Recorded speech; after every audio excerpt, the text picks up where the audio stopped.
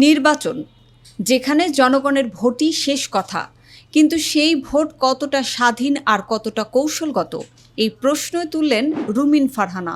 German ভিত্তিক গণমাধ্যম Deutsche Welle Bangla টক শোতে অংশ নিয়ে তিনি বলেন, যদি সত্যিকারের অবাধ ও সুষ্ঠু নির্বাচন হতো তাহলে দেশের রাজনৈতিক চিত্র ভিন্ন হতে পারত। তিনি দাবি করেন, অনেক ভোটার নাকি মন থেকে নয় বরং কৌশলগত কারণে ভোট দিয়েছেন। মূলত একটি দলকে ঠেকানোর জন্যই তারা বিএনপিকে বেছে নিয়েছেন।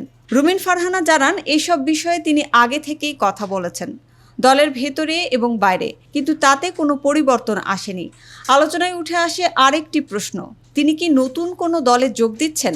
বিশেষ করে জাতীয় নাগরিক পার্টি বা এনসিপিতে যোগ দেওয়ার গুঞ্জন নিয়ে তিনি স্পষ্ট ভাষায় বলেন, এসব সম্পূর্ণ গুজব, এর কোনো ভিত্তি নেই। তিনি স্বীকার করেন, বিএনপি থেকে বের হওয়ার পর বিভিন্ন দল তার সঙ্গে যোগাযোগ করেছে, এনসিপিও প্রস্তাব দিয়েছে।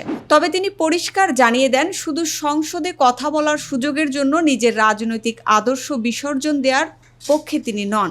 তার এই বক্তব্য যেন এক রাজনৈতিক বাস্তবতার প্রতিফলন, যেখানে ভোট, আদর্শ আর কৌশলের লড়াই একসঙ্গে চলে।